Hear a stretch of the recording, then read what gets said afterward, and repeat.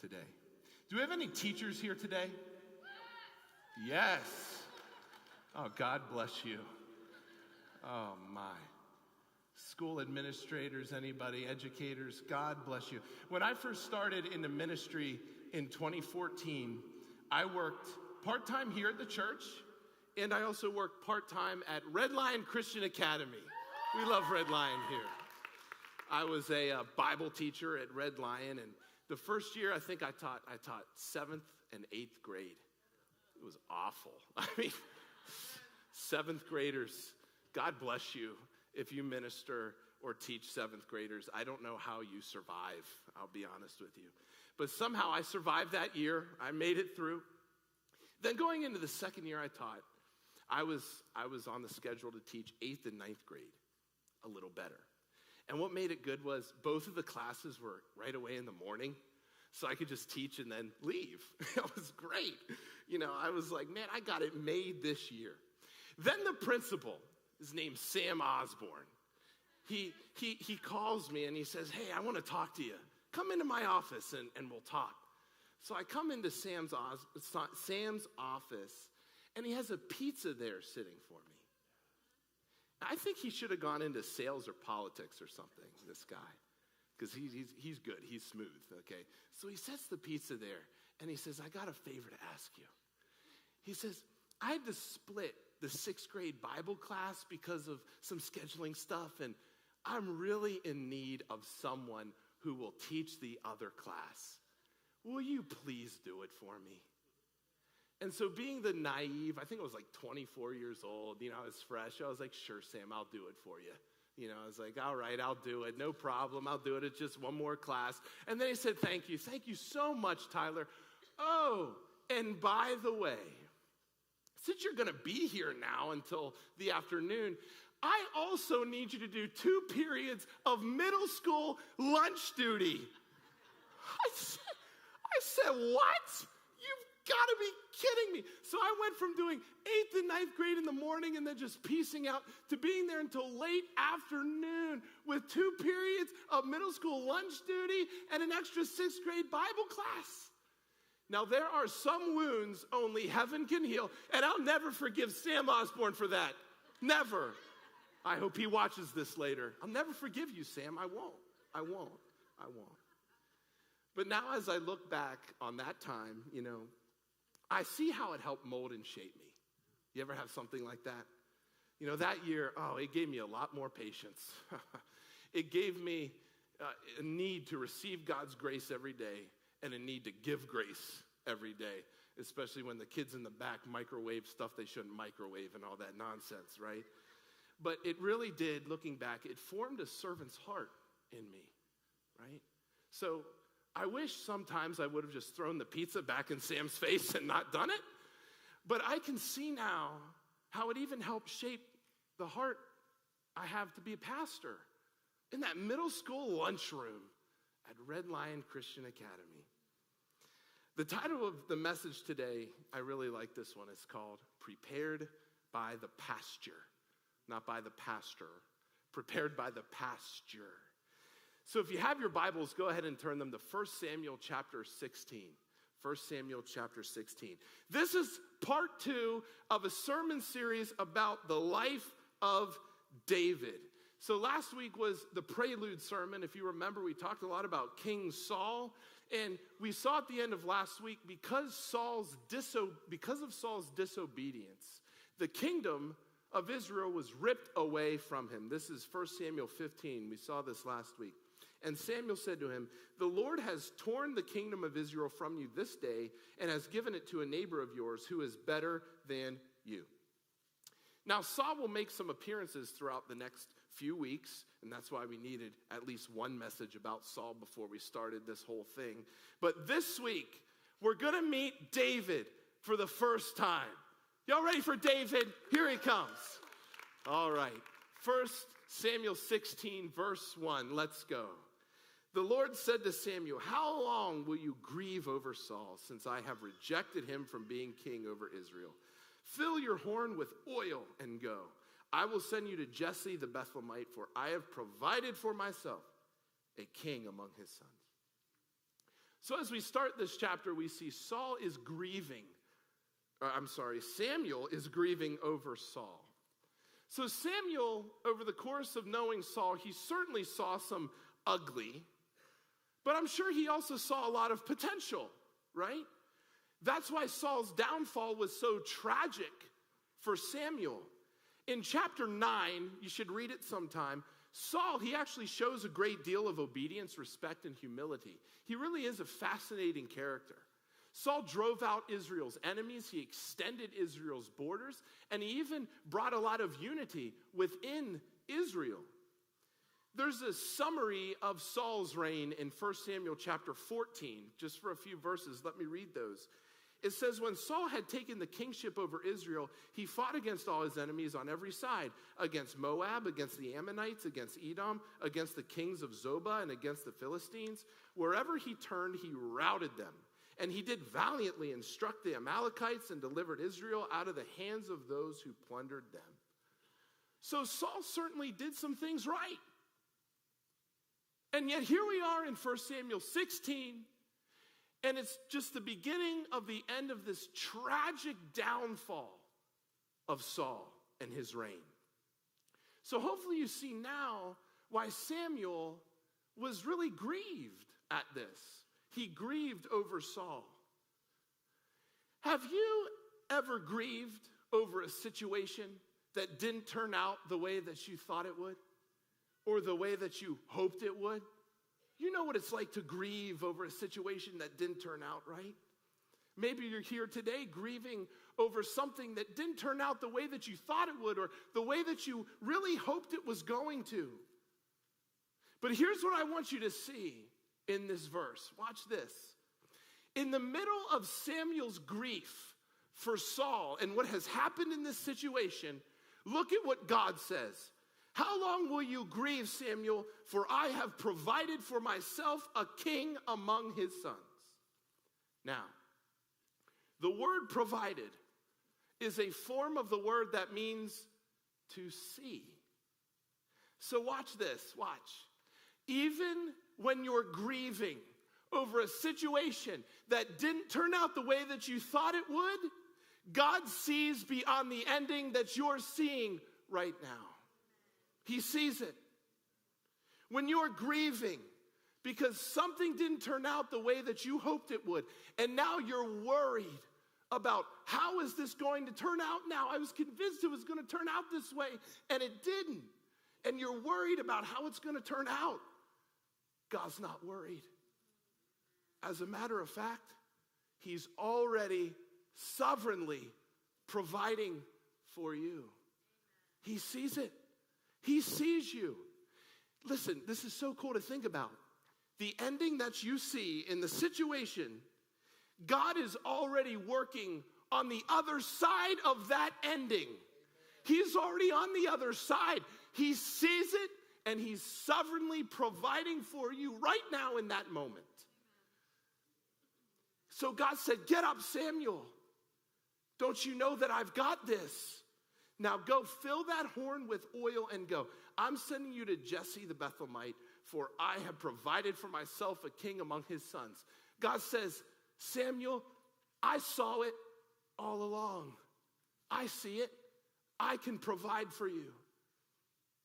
I heard that my wife Gwen shared these few verses at the women's brunch a few weeks ago. From Matthew chapter 10, it says, are not 2 sparrows sold for a penny? And not one of them will fall to the ground apart from your Father. But even the hairs of your head are all numbered. Fear not, therefore, you are of more value than many sparrows.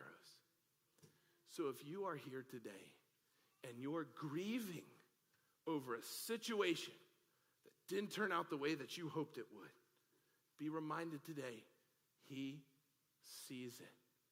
He sees your situation. And I believe he's already providing for you. He's already working beyond the ending that you're perceiving right now. God is sovereign over all things. Not one sparrow can fall to the ground without him knowing. So how much more does he love you? Verse 2, and Samuel said, how can I go? If Saul hears it, he will kill me." And the Lord said, "Take a heifer with you and say, 'I have come to sacrifice to the Lord.' And invite Jesse to the sacrifice, and I will show you what you shall do. And you shall anoint for me him who I declare to you." Samuel did what the Lord commanded and came to Bethlehem. The elders of the city came to meet him trembling and said, "Do you come peaceably?" Now, before we move on, I want to point this out simply because it's kind of funny, like in a real twisted way. Like, it's not really that funny, but it's kind of interesting. Why are the elders asking Samuel if he comes peaceably? It's kind of funny. I didn't get to these verses last week, but remember King Agag? Remember him? He was from last week. He's the king that Saul didn't kill. God told him, kill all the Amalekites or whatever ites they were, get rid of them all. And so Saul didn't do that. It's King Agag. I never showed you what happened to King Agag. This is what happened to him. Verse 32. Then Samuel said, "Bring here to me Agag, the king of the Amalekites." And Agag came to him cheerfully. Look at this guy. Uh-oh. Agag said, "Surely the bitterness of death is past." It's all okay, right? And Samuel said, "As your sword has made women childless, so shall your mother be childless among women." And Samuel hacked Agag to pieces before the Lord in Gilgal. It's kind of one of those things where we shouldn't laugh, but it's like, ouch, this is a horrible end. So that could be why when Samuel comes to the city, the elders come out and they're like, "Are you coming peaceably?" Just making sure. There's really no life application to this. I just wanted to do this because it was kind of humorous. You're all like, "This guy's sick now." Okay, I don't know about this. But, maybe the life application is, ask people if they come peaceably if they're known for hacking people into pieces or something, okay? But anyway, let's get on with it. Verse 5, and he said, I told you there's really no life application. I just thought it was interesting. And he said, "Peaceably." Samuel said, "I'm come peaceably. I have come to sacrifice to the Lord. Consecrate yourselves and come with me to the sacrifice." And he consecrated Jesse and his sons and invited them to the sacrifice. When they came, he looked on Eliab and thought, "Surely the Lord's anointed is before him." Oh. Now, do you remember why Saul was chosen as king? Do you remember? It was based on his outward appearance. And how did Saul turn out? Not so good. We read about it last week. And yet, here's Samuel again. And what does he go to right away? He looks at the outward appearance of Eliab and says, "Oh, surely the Lord's anointed is before him." Did he learn his lesson? I mean, the repeat focus on outward appearance, here we go again, shows just how much this is a constant thing for us. We are constantly putting an unhealthy emphasis on the outward appearance of us and others. Samuel, he goes right back to it must be him. Look at him. He goes right back to the outward appearance. Outward appearance is the default gauge that we use to assess others. It is. Whether you like to admit it or not, it is. And then because others are assessing you based on your outward appearance, don't you feel an endless pressure to keep up with your appearances? Right? It's real talk today. If you need some help answering that question, I want you to do a little experiment this week, okay? Go back through your news feed or your story or your little Instagram posts, okay? And scroll back and look at the story that you're telling for everyone to see. Look at it. Now, I'm not trying to be Mr. Curmudgeon against social media, it's good for my mom to see pictures of everyone and to say, "Oh, Tyler, you're looking really good." And she does. My mom tells me that. I do look good. But anyway, I have a quick news flash for everyone today, okay? The posts that you see on social media, that's not that person's real life. It's not. That's just their outward appearance. And the same goes for you. Now, you know that the story you're telling on social media or the story you're telling for everyone to see, is that your real story? Don't we all put a really unhealthy emphasis on our outward appearances? Oh, we post about and we project that we're popular and we're always hanging out with other people when really you've never been lonelier. We post about how in love we are with our spouses, and yet we've never felt more distant. We post and project about our perfect family, and here we all are, when the reality is our lives are crumbling down. You know, it's almost humorous, the lengths that we go to project an outward appearance so we can gain validation in the form of likes or from other people. Look at me, I've got it all together. Look at me, look at me, look at me. Look at my outward appearance. Look at my perfect life. And we're obsessed with getting validation back for it because of this endless pressure to keep up with our appearances. Samuel did the same thing. He goes right back to assessing things on outward appearance.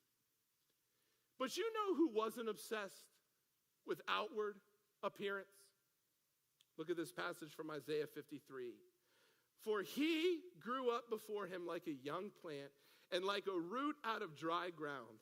He had no form or majesty that we should look at him, and no beauty that we should desire him. That's talking about Jesus. Jesus wasn't concerned with outward appearance. God is not concerned with it either. And that's why he responds to Samuel in this way in verse 7. But the Lord said to Samuel, do not look on his appearance or on the height of his stature, because I have rejected him. For the Lord sees not as man sees. Man looks on the outward appearance, but the Lord looks on the heart. God's not concerned with your social media feed. He knows that's not the real you. He knows. He's concerned with why you're posting what you're posting and why you feel you have to get validation from other people through a computer screen. God isn't concerned with how many likes that you get. He wants you to live for the likes that he gives. And he wants you to rest and to know that he'll give you all the likes that you'll ever need. You don't have to keep up with appearances. Be free from it, because God isn't concerned with it. And if God isn't concerned with it, who really cares? God is concerned with your heart. So when selecting this king, God looks at the heart, and that is what he's looking at today in you. The heart. So Eliab, the clear choice for king, in the eyes of the world, he comes out, but he's rejected. And after Eliab, the same theme continues. I think it just repeats to really get us to understand this whole thing about God is not concerned with the outward appearance. That is not how he's assessing us. Look at all of this. Then Jesse called Abinadab and made him pass before Samuel. And he said, neither has the Lord chosen this one. Then Jesse made Shammah pass by, and he said, neither has the Lord chosen this one.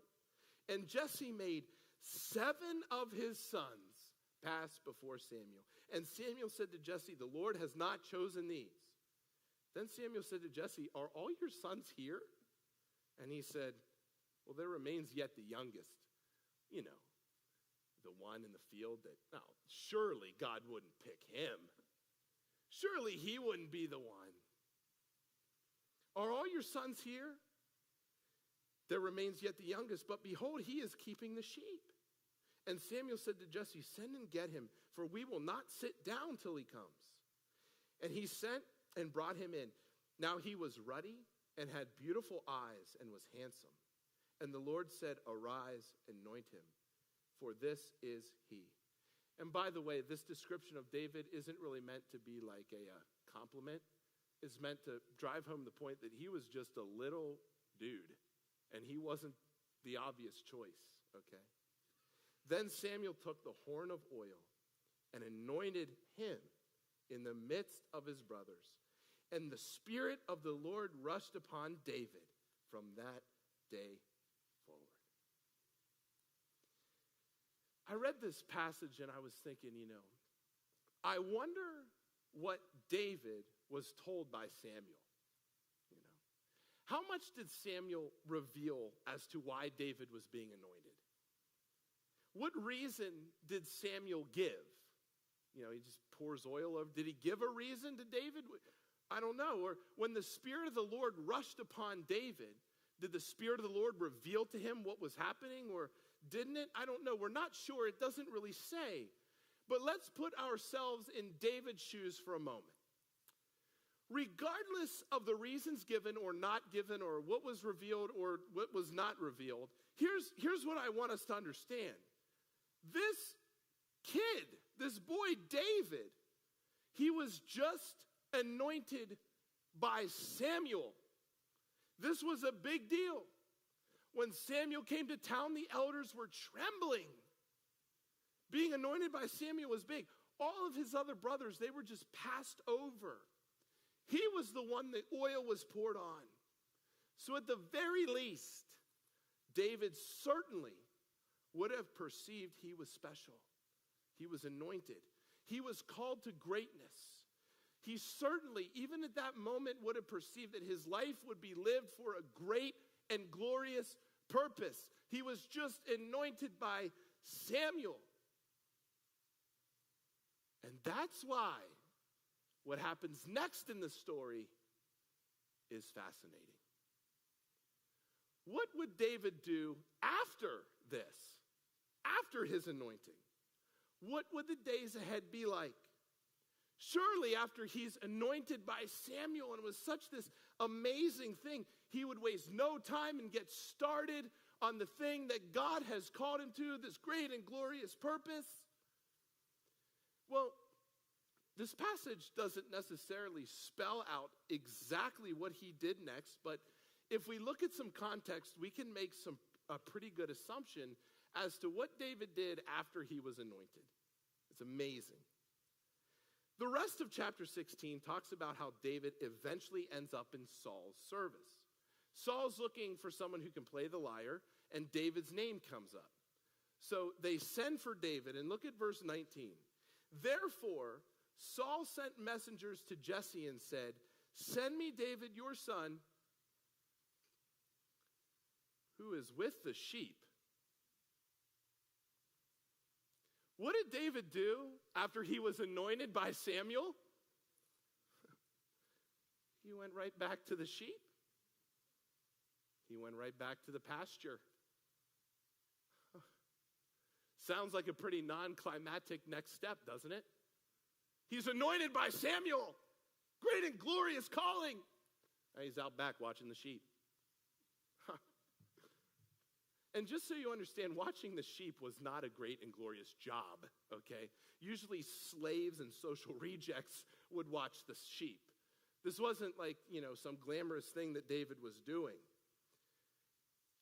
Someone who was anointed by Samuel, they surely don't belong in a pasture watching the sheep. Yet that's where David went. He was watching the sheep. Why? He was being prepared by the pasture. See, the pasture was nothing glamorous. It was repetitive. It was monotonous. Day after day, just do the same thing. Watch sheep. Watch them eat. Watch them drink over and over again. Could you imagine? I would imagine that the pasture probably felt purposeless a lot of times. What was really accomplished in those fields, just watching these sheep day after day, watching them do it over and over again? After being anointed, David went to this non-glamorous, monotonous, borderline, purposeless pasture. Oh, and let's be real with ourselves. That's how our lives probably feel most of the time, right? Be real. Not too glamorous. Doesn't your life get monotonous a lot of times? Even you might feel purposeless sometimes. Most of us know the pasture as a simple thing called everyday life. That's the pasture. Wake up, go to work, come home, do some things with the kids, watch a TV show, go to bed. Wake up, go to work, come home, play with the kids sometimes, watch a TV show, go to bed. That's the pasture of life. But listen, here's what I want you to understand. It's in that repetitive, monotonous, nothing glamorous pasture where you are being prepared. It's not just meaningless. It's not purposeless. Even though it can feel like it sometimes, God is preparing you in that pasture. You don't always see it, but even when you can't see it, He's moving, He's working. He never stops working. He's preparing you even in the pasture. Middle school lunch duty at Red Lion Christian Academy. It'll make your life feel purposeless really fast. Don't throw the food at that kid again, please. It can be purposeless. But I see now, it was preparing me. God never stops working, even in the pasture. See, the pasture wasn't glamorous, but it was where David first picked up a sling and a stone. The pasture may have gotten monotonous, but in that monotony is where David saw how the Lord was his shepherd, who made him lie down in green pastures, who led him beside still waters and restored his soul. That happened in the pasture, in the monotony, in the repetitive nature. That's what God was showing David. The pasture, it seemed purposeless, but it was in the pasture, shepherding the sheep, where David was formed to shepherd God's people when he became the king. Look at Psalm 78. Look at what it says. He chose David, his servant, and what? Took him from the sheepfolds. From following the nursing ewes, he brought him to shepherd Jacob, his people, Israel, his inheritance. With upright heart, he shepherded them and guided them with his skillful hand. And here's what I want you to understand today. Listen, it might not be glamorous. You may feel monotonous a lot of times, even borderline purposeless. But like David, you are being prepared by the pasture. And that's why, especially in the pasture, in your everyday life of just going to work, of being faithful in where God has placed you, whatever you do, work heartily as for the Lord and not for men, knowing that from the Lord you will receive the inheritance as your reward. You are serving the Lord Christ. He is preparing something in you, even in the pasture. So live fully, work heartily as for the Lord, because you might not see what God is doing, but He is doing something mighty in your life. Even when life gets repetitive, if you feel purposeless today, you're not. God is preparing something in you right now. So sink your heart into wherever God has placed you every day, knowing that you are being prepared by the pasture. Oh, but just one more question before we wrap up this morning. Just one more. Talked a lot about being prepared by the pasture. Well, the obvious last question is, well, what are we being prepared for? Right? Are we being prepared for a future job? A future family? Are we being prepared to be a father or a grandparent or a parent or a mother or whatever? Are we being prepared to start a ministry at some point? Or are we being prepared for a situation that will come later? Is God preparing us for that? Is God preparing us for an opportunity? What is God preparing? Well, he might be preparing us for all of those things. I don't know. It's different for all of us. And I'm sure even you can look back on your life and see times 5-10 years ago when God was actually preparing you for something that is you're going through right now. God prepares you in the pasture. But what also you understand is that never stops, does it? God's always preparing you. You never arrive.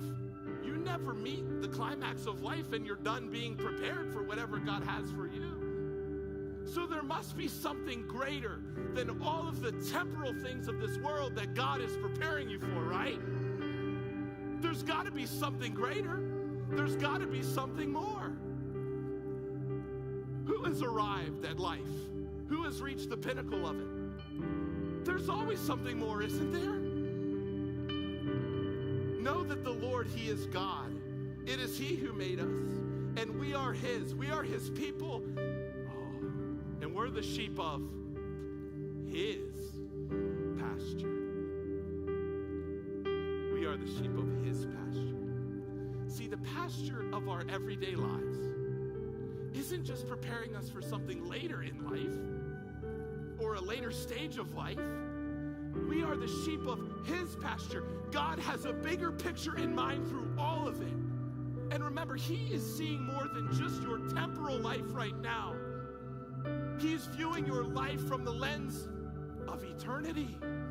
And that is what he's preparing for you. Even in the everyday monotony of life. What are we being prepared for?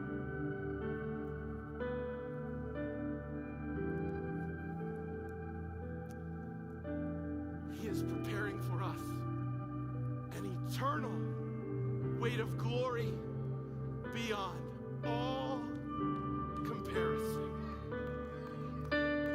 That's what he's preparing in you. I think David knew that the pasture wasn't just preparing him to fight battles or to be a warrior, fight giants, or to lead a nation. He was being prepared for something greater than all of those things. David was being prepared for eternity. And that is what God is ultimately preparing for you. An eternal weight of glory beyond all comparison. David was called a man after God's own heart for a lot of different reasons, but I think one of those is that he lived life with an eternal perspective. You probably have heard this verse before, but look at what he wrote. Surely goodness and mercy shall follow me all the days of my life. And how did he end it? And I will dwell in the house of the Lord forever. That is living with an eternal perspective. To know that God is not just preparing us for the temporal things, but he is preparing for us an eternal weight of glory beyond all comparison. He's making us more like Jesus each and every day. And we get bogged down and we live in the temporal, don't we? We're obsessed with it. What's going to come next? This day, next day, it's the temporal. And so that, I think, is why life becomes so monotonous and purposeless a lot of times. It's because we're so focused on the temporal.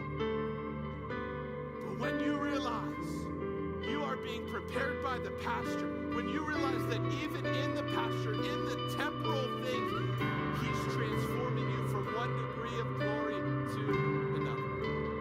That's what he's doing in the pasture.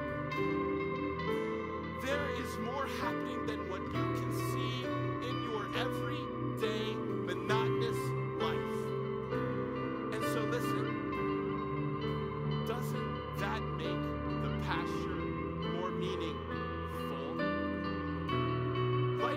have to be repetitive and monotonous. Because listen, every day that you live, you're one day closer to eternity, to the eternal weight of glory beyond all comparison.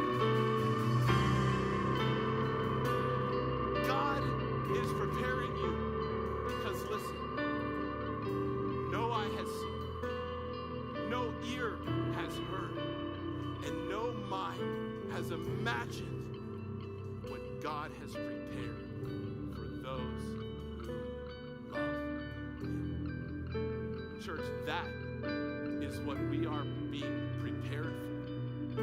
That is what we're called to live in. Invest in eternity today. You are seated with Christ in the what? The heavenly places. Invest in eternity today and know that every day God is preparing you, even in the pasture, for that eternal weight of glory beyond all comparison. So God, I pray that you would prepare us each and every day in our lives, even in the repetitive nature, even in the monotony of the routines that you've placed us in. God, I see that, I pray that we would see a bigger picture in all of it, to know that you are preparing for us an eternal weight of glory beyond all comparison, that you are transforming us from one degree of glory into another, into the same image of your Son, Jesus. And we look to that day where we will see him face to face, and we will reach the pinnacle of life. We will reach the end, where we will be glorified and enjoy you, Jesus, forever. But until then, God, prepare us in the pasture as your faithful servants to declare and sing of your goodness and your glory. We build our lives today, God, on the rock that shall never be moved, who is preparing for us an eternal weight of glory beyond